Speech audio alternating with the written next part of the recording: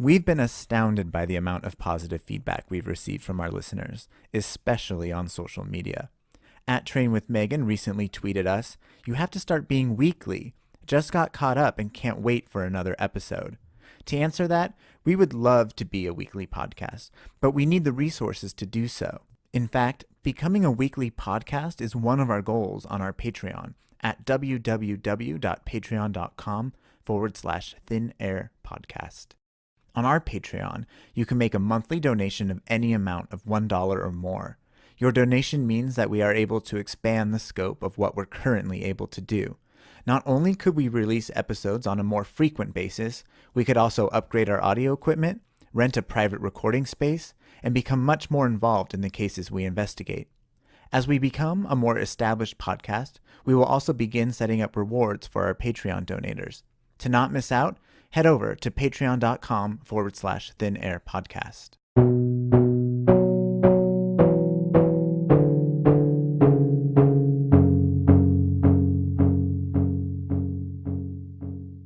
This week, we're doing a follow-up to the Marie Ann Watson story that Jordan reported on in episodes 2 and 3.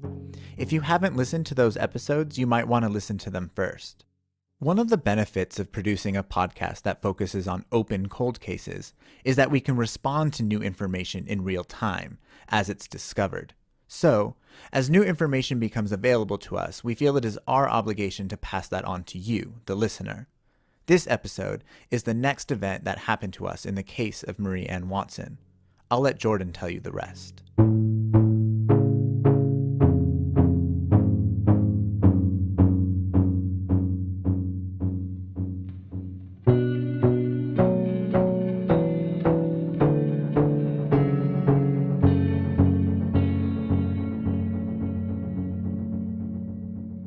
As I started the story of the Marie Watson disappearance back in October of 2015, I began to realize that though this was a story from 1977, many of the people involved were still alive.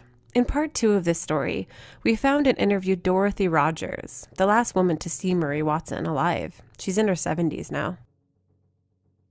Dorothy, along with her husband Michael, adopted many children throughout the 70s at their home in Emmett.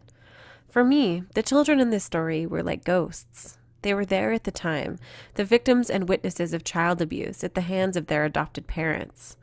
As I looked into the history of these children, I knew that I wanted to find as many of them as I could and talk to them, which is something that felt, as my research went on, nearly impossible.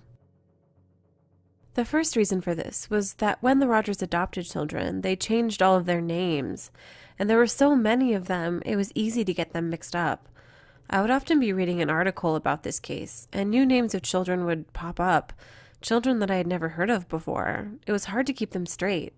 Even Detective Nesbitt, who we spoke to about this case, had a difficult time remembering all of them. When we spoke to Dorothy, she told us that she had fostered 18 children at one point, something that was hard to verify but seemed increasingly close to the truth. Early on in this story, someone I wanted to find, perhaps more than all of the other Rogers foster children, was Marie's daughter, who we called Sarah, which is not her real name.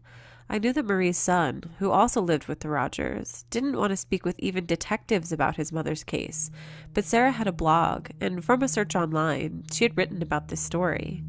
Not only was she a child living in the Rogers home, Marie was her mother. I was dying to know what she remembered about her, about what Marie was actually like. I was desperate to talk to her, actually, and I worried that my story couldn't progress without her. Then I found her on Facebook. I knew it was her from news footage Detective Nesbitt gave me, the same reddish-brown hair, same face as in the 1996 news clips. Here's something you might not know about Facebook. If you aren't connected to a person, meaning you have no connections in common and aren't friends, Facebook charges you $1 to make sure your message appears in their inbox. I did this 3 times, and each time I checked, which was often, the message would sit unread. I didn't think she was ignoring me, but I don't think she ever got my messages either. Rereading them now, I can feel my slight desperation. There's a lot of pleases and hopes in there. I didn't know what to expect by reaching out through Facebook, if it was horribly inappropriate or if I was just being a diligent, dedicated journalist. Regardless, None of my messages got through, and I had to continue on with my story, though a growing fear led me to worry that the episode, which details a deeply personal story for her, would come out and she would be horrified. I at least wanted to give her a heads up. So a few weeks before the story came out, I added her as a friend, and to my surprise, she accepted. I posted hastily on her wall, quote, "Hi, thanks for adding me. This is going to sound strange, but would you message me? I've been trying to contact you through Messenger, but my messages never go through. It would mean so much. Thanks." And then, nothing. We released part 1 of the story of her mother's disappearance, which was plastered all over my personal Facebook page, as well as Thin Air podcast page. Still nothing. Then 2 weeks later, I posted the second part. The cover art for that episode is a photo of Marie's face at her happiest, smiling in black and white like a senior photo.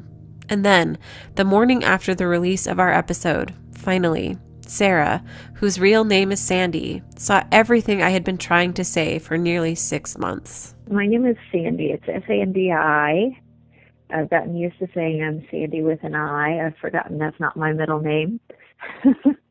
I am Marie's daughter by birth. She's my mother, and her husband at the time may or may not be my father. I don't really know. So Sandi and I spoke twice. The first time we spoke was informal, unrecorded. It felt like I had so much to say, like I was catching up with an old friend. It was so nice to, after months of guessing at parts of my story, have the blanks filled in from someone who was there, in the middle of it all. When we sat down to record, the first thing we talked about was her mother, Marie. I remember her hugging me. I remember a little bit of her face. Like, I remember red hair, and I remember the freckles on her arms. As strange as that might sound, that's really one of the strongest memories that I have of her is the freckles on her arm. And I have freckles on my arms as well. So it's this connection that has always stayed with me, to remember the freckles on her arm and be able to look down and see the freckles on my own. She had struggles, and there's no doubt about that, but I have always felt with absolute certainty, like deep in my heart, that my mother loved me. Like, that has always been with me, and there have been times in my life where that has sustained me through great difficulties. Just, that is something that has been always in the background of my life, that I know my mother loved me. I felt loved by her. At the time Marie went missing, Sandi lived with the Rogers and was only 6 years old. It wasn't until 1996, when her former foster sibling Raymond was arrested, that police formally interviewed her. She gave a deposition, testifying that she saw her mother's body in dismemberment. A quick warning to sensitive listeners, this next part is a little graphic, so be advised. Do you remember the last time you saw your mother alive? I remember when I saw my mother dead. I would like to just point out that the difficulty of telling this is in large part because of the way that I remember it. I don't necessarily remember these things in the order that they happened, and I don't remember what happened in between each of these incidents. So please forgive me if it comes out kind of a little garbled. So the first thing that I remember was waking up to the sound of a very human scream in the middle of the night. I ran to the window. I tried to go back to sleep, but I couldn't really go back to sleep. So then the next memory I have is being downstairs. The bedroom where I remember that happening was upstairs. Now, the next memory I have is being downstairs and hearing somebody coming in the front door. Now, I was not allowed to be up at night, so I was afraid. So I hid, and I saw Mike come into view. He came in through the front door, straight up the hallway towards what would be the stairs right in front of him. And he stopped and he talked, and then he continued forward. And when he came into view, he was carrying my mother, like bride style. So he was carrying her bride style, and her head had fallen down, like over the back of his arm.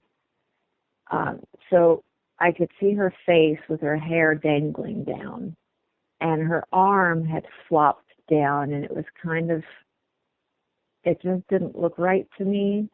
Like, you know, as an adult, I think it was probably broken because it looked very peculiar. And he carried her up the stairs. And at that point, that's the end of the memory. But I have to tell you, in that moment, as I saw that happen, I knew she was dead.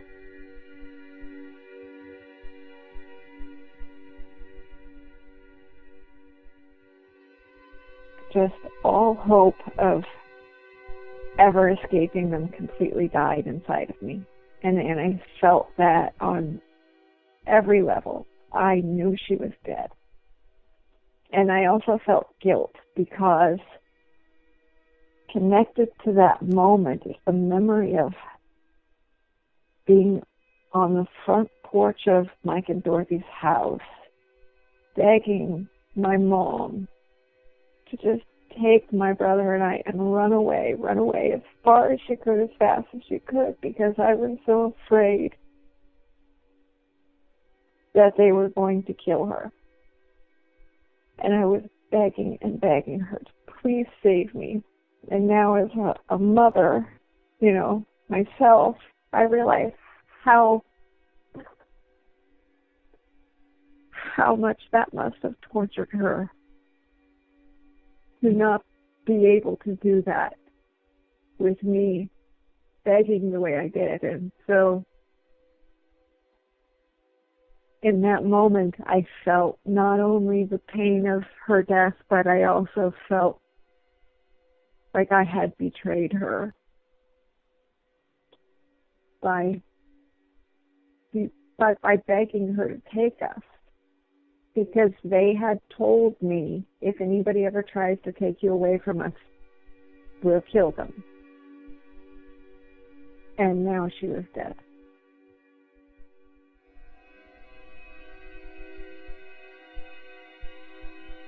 The next memory Sandi describes is of being upstairs, not soon after she saw Mike carrying her mother's body. She remembers, as we discussed in episode 3, a wall with a false back that she pushed in. She found her mother inside.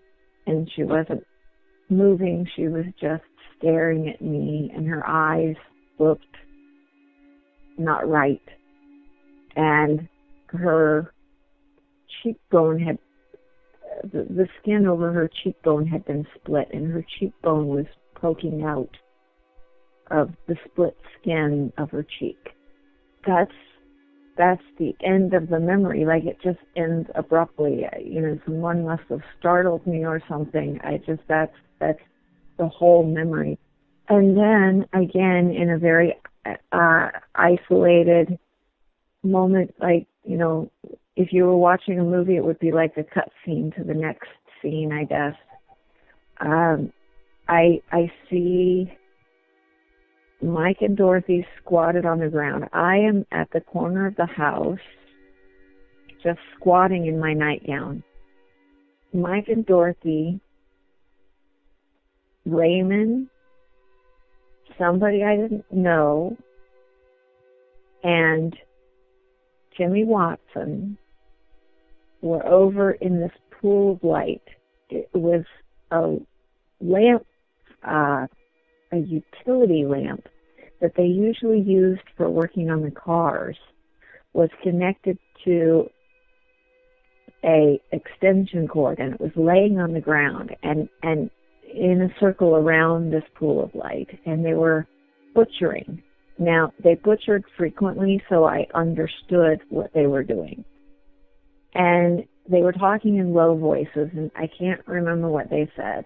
You know, I have no idea. But what stands out for me in the end is they were butchering, and what they were butchering, they were throwing into the pig pen. Now, for people who don't know this, pigs will eat everything, including bone.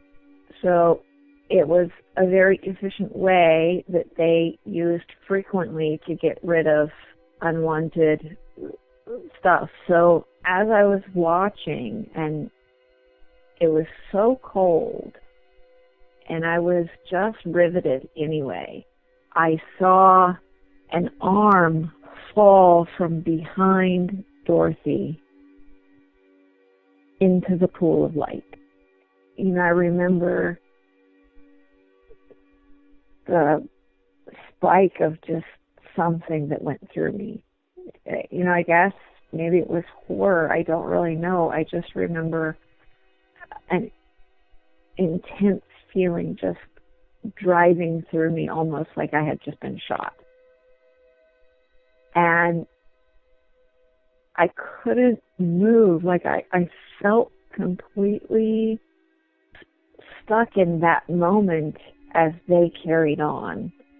And then I remember lights coming up the road, and they panicked. And then that's where my memory ends as well. Something that really stood out to me in Sandy's story is her memory of Jimmy Watson, who was Marie's husband at the time, as being there at the scene of her mother's dismemberment. I described Jimmy in episode 2 as someone who is caring and loving toward Marie, but now, after talking to Sandy, it seems that Jimmy knew much more than he let on. Well, I'm going to tell you that he definitely had something to do with it. And I believe that all of his, oh, I called her missing, oh, was completely an attempt to distance himself from what happened, because there are memories that I have of what I witnessed with regards to the disposal of my mother's body. And he was one of the people who was involved in that moment. And here's an interesting fact for you that I don't know if you heard about this or not, but when we were there in 1996, I saw Jimmy Watson standing over at the line of the fence, and I walked over to him and I looked him in the face and I said, I remember everything that happened. And the next day he had agreed, prior to that, the next day, to be in and do a lie detector test at the sheriff's department. Not only didn't he show up, but he actually left. He skipped town. That's interesting. Why would he do that if everything he was trying to do is to find her? Well, I leave that up to others to speculate, but I looked him in the face and I told him, I remember everything. And he ran. Sandy also described to detectives a memory that she couldn't place as a child, but that fit in with Dorothy's story of that drive to Ontario. And one last memory that was very difficult for me as well to kind of put together was that I also remember I think of it as a Ford Mustang. I guess it was a Galaxy, but to me as a kid, I wouldn't have known the difference, I just remember a blue Ford Mustang disappearing into the bog right between the house and the bus stop. We were walking to the bus stop, and I saw this car disappearing into the bog. And what was interesting to me was that I saw the seats, the front seats had red, like dark red on the black and white seats. And until 1996, I had always dismissed that memory because cars don't come with black and white seats. It wasn't until 1996 that Tom actually told me, well, it just so happens that one of the boys that lived there had cowhide seat covers, and he had a blue Ford. This car in the bog, it was one of the first questions we asked Detective Nesbitt. I had read about it in Sandy's blog, and I wondered what could have happened to it. This car, which could have been Raymond's Ford Galaxy, the one that Marie and Dorothy could have taken that last trip in, It seemed like, to my producer Daniel and I, too huge a piece of evidence to not be followed up on. Sandi talks about in her blog seeing a car sinking into a swamp on her way to school that they had put, and I was just wondering if that lead was followed up on at all. Do you know what I'm talking? Do you know that part? I remember something about that. Sandi had described to me. We never did figure out where the car or the swamp was, and she couldn't ever place it. We just don't really have any swamps over there. But being so young, it might not even have been a swamp. It could have been like the pond.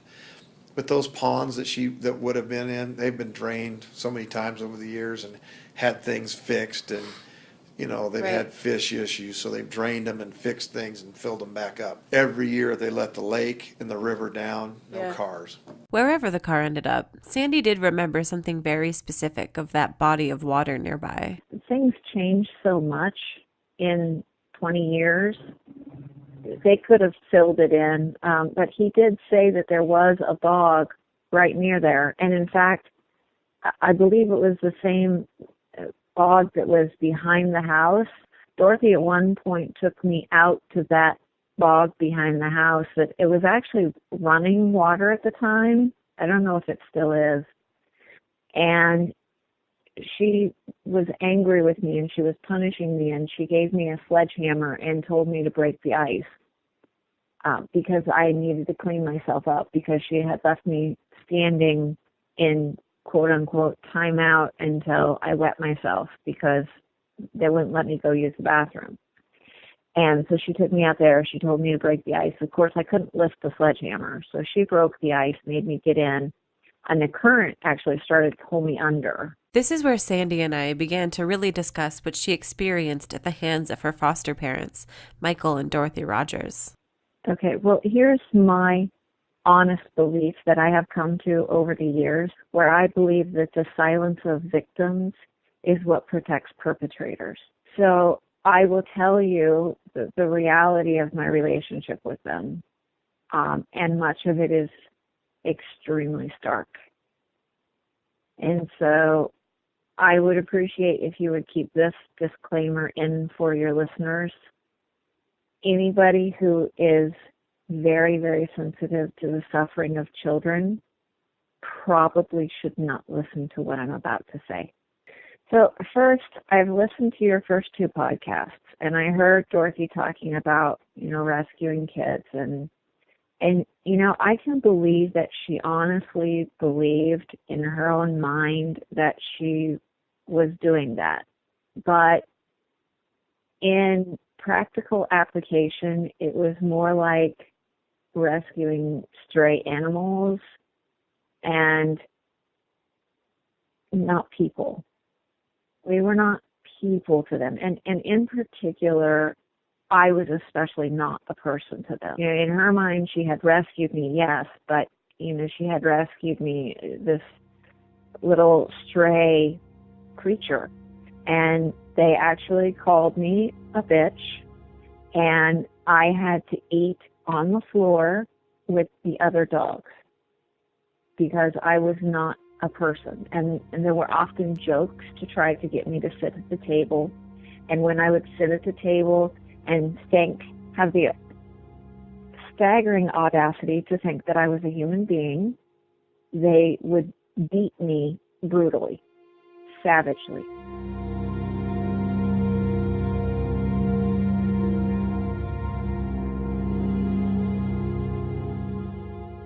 Her view of rescuing is not what most of us would see as rescuing. I truly think that she thought, that she believes what she says. But she has this rage that once it's unleashed, it's staggering in its brutality. So that was Dorothy. What was Mike like? Mike was radically different.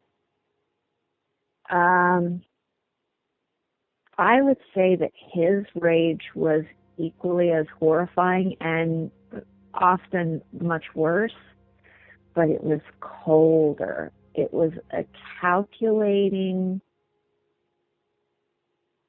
just unbelievably, brutally calculating, well thought out level of how much pain can I humanly inflict to what, it was like he was testing the limits of how much any of us could take. And he was so much colder. Like, I would say Dorothy's rage was, just white hot, violent bursts of incredible venom. And his was long, cold, calculating, and hard. The boys, all of the boys except Raymond, all of them were beaten, but more rarely, because the belief there were that boys had value and girls had very little value. So, there were beatings, being tied outside naked until complete sunburn from head to toe, so bad that you put your clothes on and your clothes would stick. Cigarettes put out on your skin. I still have scars from that. I imagine that Kathleen probably does too. These reports of abuse in the Rogers home, and what Sandi describes here, have been confirmed by everyone in this story. That is, of course, except for Raymond and Dorothy herself. Raymond wrote to me that he never experienced anything more than the occasional spanking, all very routine. This would make sense with what Sandi describes, that Raymond was treated differently than the other foster children, that he was special. Raymond didn't experience what the other children did. Sandi and I talked about some of her other foster siblings and what they endured living with the Rogers. When Sandi lived with them, there were 6 other children living in the home, including Sandi's brother. Any names you hear her saying are names of former foster siblings. It's so hard to even just get into the whole level of abuse that went on there. Kevin, he was often kept chained in a room, and he would literally just rip his own fingernails out trying to escape. And they would beat him. He and I believe, took really the worst of it. For whatever reason, he was the bottom of the pecking order for the boys, and I was the bottom of the pecking order for the girls. And in Kevin, even at the time, I just felt so much sorrow for what they put him through. Raymond, everyone's aware of Raymond at this point. He was the golden boy, he could do very little wrong. I remember him being punished only once. He didn't face a lot of what the rest of us did. Kathleen at one point Mike got her pregnant. And, that was bad enough by itself, but Dorothy went into a rage and dragged her in the bathroom and beat her until literally Kathleen started bleeding right there. And I assume that she had a miscarriage right there from the beating, because she bled so badly. Blood was all over the floor.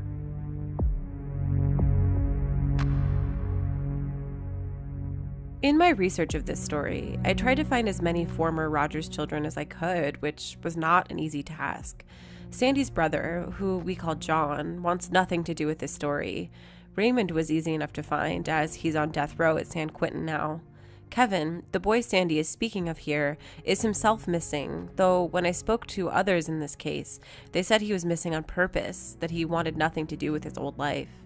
Rocky, the other boy, died under suspicious circumstances. Dorothy was the last person to see him alive and told police that he got hit by a train. I could not find Kathleen. In our third episode, we detailed the arrest of Michael Rogers, who was charged with raping Kathleen. This gruesome story that Sandi tells, this could have been what led to his eventual arrest. Sandi told me that Kathleen is alive, but she's in hiding. That leaves one last foster child that I confirmed living in the Rogers home, whose name is Michelle. I actually managed to find her, again on Facebook. We had a brief conversation. She was very wary of me. She still lives with Dorothy and claims that the Rogers never did her any harm. Michelle did briefly tell me the story of how she was adopted, that the Rogers picked her up in Boise, and they then, the next day, adopted son Rocky in North Dakota. She said this was in 1969. She didn't say much else. She still lives with Dorothy and is a mother herself, which means that Dorothy is not only around children, but is still a caretaker for them today.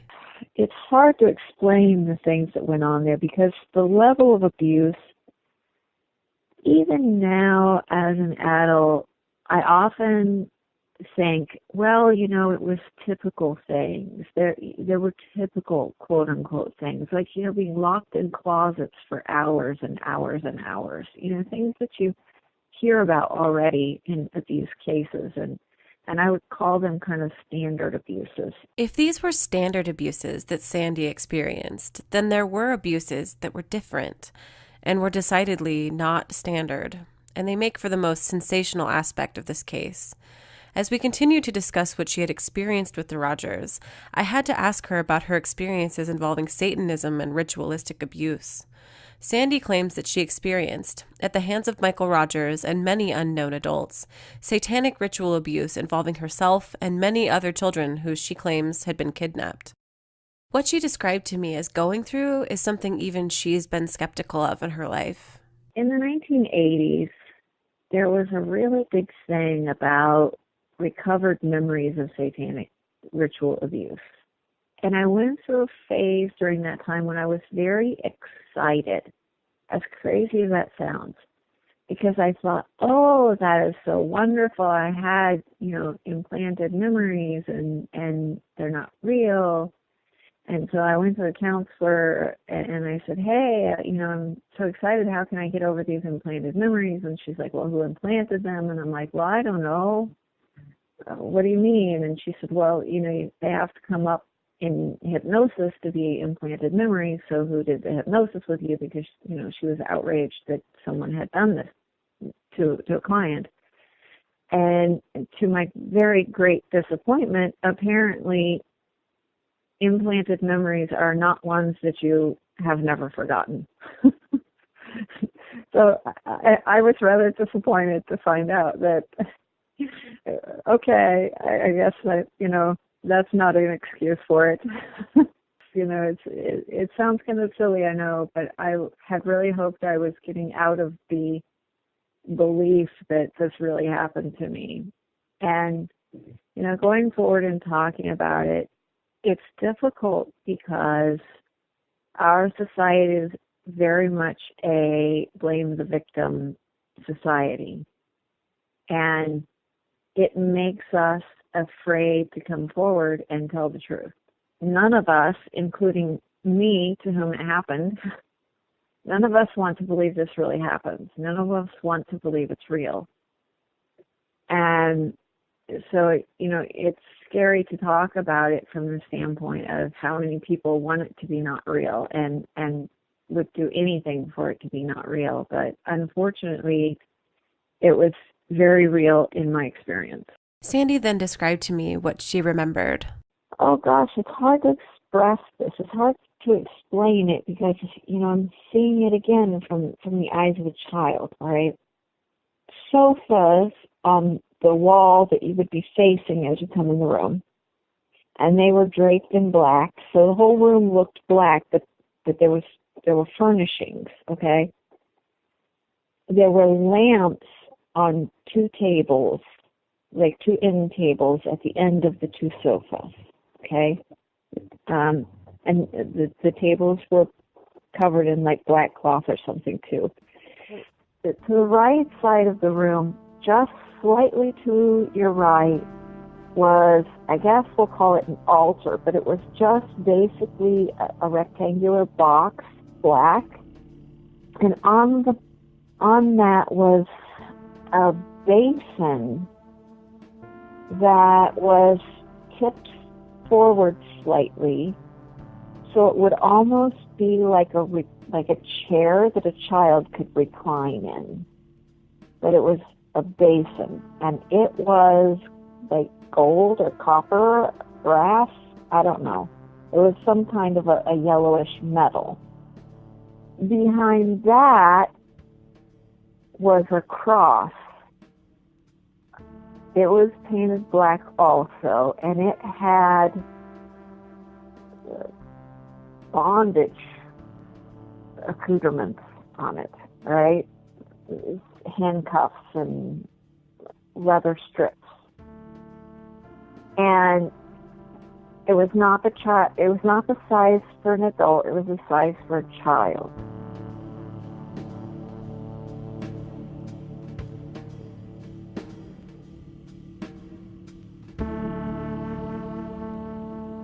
Because we, the children, were the party favors for this orgy, for lack of a better way to say it.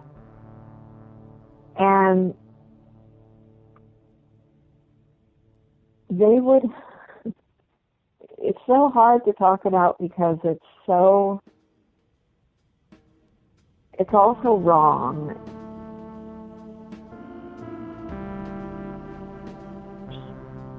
And they were doing drugs, like, bongs, and they were doing drugs, and there was music, very heavy, like drumming kind of music. And so they would tie a boy in the basin, and he would be assaulted sexually, and they would dump blood on him. Then he would be dragged over to the cross, and he would be put on the cross, facing the cross, and shackled to it. And there he would be sexually assaulted again and beaten. Sandi then described how she herself would be put into this basin and sexually assaulted. She then described how the adults in this room, who wore hoods to cover their faces, would manipulate her to perform sexually by threatening to hurt other children. Maybe it should go without saying at this point, but if you are sensitive to graphic material, please be advised. And after a while, when I would not cooperate still, they would tell me that they would kill them if I didn't cooperate. And in the beginning, that worked. And there were 3 times that I chose not to cooperate, knowing what would happen. And I watched them kill 2 boys and 1 girl.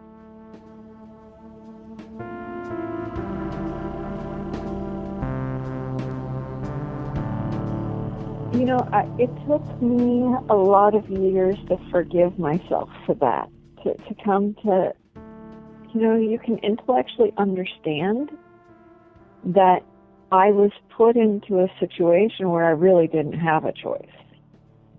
That's an easy intellectual understanding. But it's harder for the heart.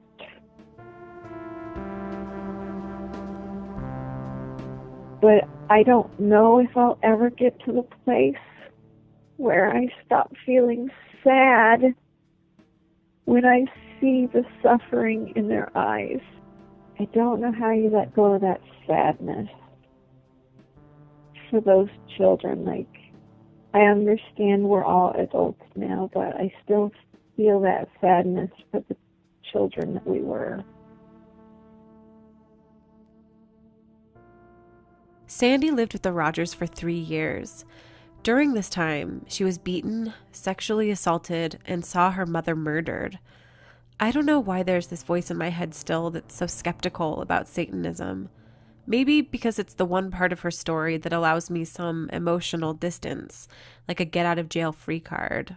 But that's not fair to Sandi, and it's not fair to what she really did go through. And that voice, I don't know, that voice in my head, why is it easier for me to think that she was possibly involved in some kind of pedophile sex ring than it is to picture satanic ritual abuse? Aren't both equally terrible, though only one seems more probable? We just don't want to believe it. None of us want to believe these kind of horrific, monstrous things are happening. And so I think even to this day, even now, there are times that people kind of turn a blind eye to questionable things. And so I think what they saw was questionable, and they didn't really know the depth. And I was not able to articulate what I had been through. In episode 2, we discussed how Sandi, along with some of her adopted siblings, were rescued in Arkansas after Mike and Dorothy went on the run. After this, Sandi and her brother were adopted by their grandparents, Marie's mother and father. Sandi's life after the Rogers was not easy. In trying to find both Marie and their grandchildren, Sandi's grandparents went bankrupt. Because of the abuse, Sandi had many physical and mental impairments. At age 16, she was removed from their home and hasn't had much contact with them since. I did not know how to be in human society. There was a time, one of the reasons why they decided that I was low-functioning autistic was because there was a time in the classroom where they decided, the school decided that it was time that I stop eating on the floor in the back of the room and that I should have to sit at my desk with the other kids and eat like a proper person, okay? It's a fair request. There's, if my background had been normal, it would have been a fair request. I thought it was a trick. I just knew that as soon as I sat down at that desk, I was going to get the you-know-what beat out of me.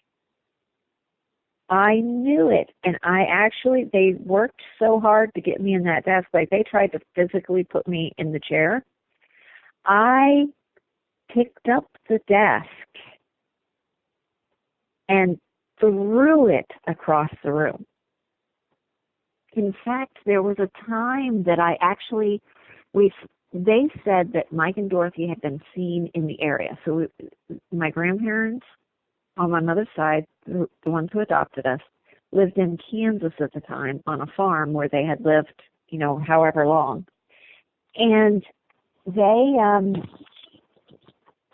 said that Mike and Dorothy had been seen in the area. Well, I tried to escape and get back to Mike and Dorothy. People will think, why would you? Why? That makes no sense at all. And of course, to my grandparents, it was, why would you do that? Why would you want to go back to those people? We know they hurt you. But what people are missing when they think of this situation is, remember, they promised me, if anybody tries to take you away from us, we'll kill them. And they killed my mother, and my grandparents took us away from them. I believed that if I could get back to Dorothy and Mike, I would be saving my grandparents.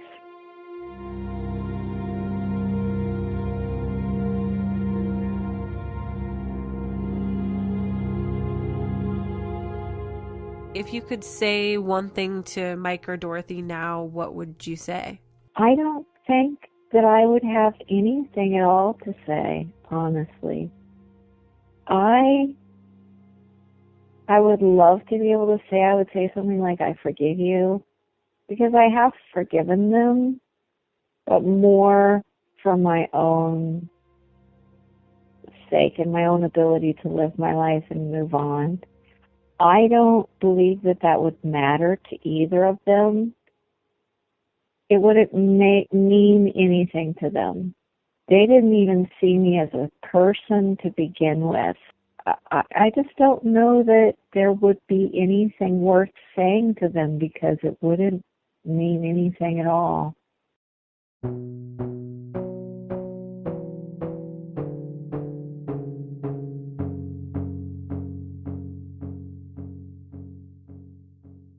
Sandi's life now is much different than her childhood. It was hard for me to understand how she overcame what happened to her, but she did, and she said she did it largely on her own. Sandi is a mom herself now, as well as a writer, and just overall, after talking with her, I know her to be a kind and compassionate person. Any worries I'd had about what she thought of my story or how she'd react vanished the second I spoke with her. In talking with us about what she went through, Sandi helps her mother's story to not be forgotten. If there was one thing that you would want people to understand about your mother, what would it be? Because she was, even by her own admission, a prostitute, and because she was drug addicted, doesn't mean that she had no value. It doesn't mean that she was a person who deserved to be forgotten. My mother will live on as long as I do. I will remember her as long as I'm alive. And every human being, no matter what, has value and worth. And my mother, when she died, she was forgotten by the people who might have been able to do something about it. And it's not right to forget any person, no matter what we as a society might say. Well, you know, she was just a prostitute and a drug addict, she just ran off. You know, her life mattered as much as anybody else's does.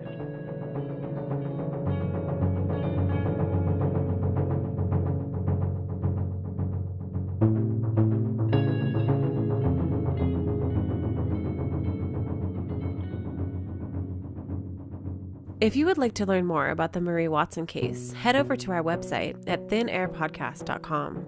There you'll find information, pictures, and charts, including a family tree of those involved with this case. Thin Air Podcast would like to thank Sandi for speaking with us. While it was a difficult conversation, Sandi was nothing but kind and welcoming. We would also like to thank our 9 Patreon pledgers, whose money goes to supporting the publication of this podcast. We really appreciate your support. To pledge a monthly amount to our podcast, head over to patreon.com/Thin Air Podcast.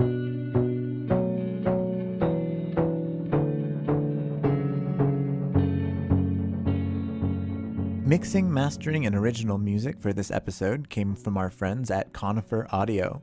If you are interested in original compositions or other audio services for your own podcast, drop them a line at coniferaudio@gmail.com. Join us again in 2 weeks.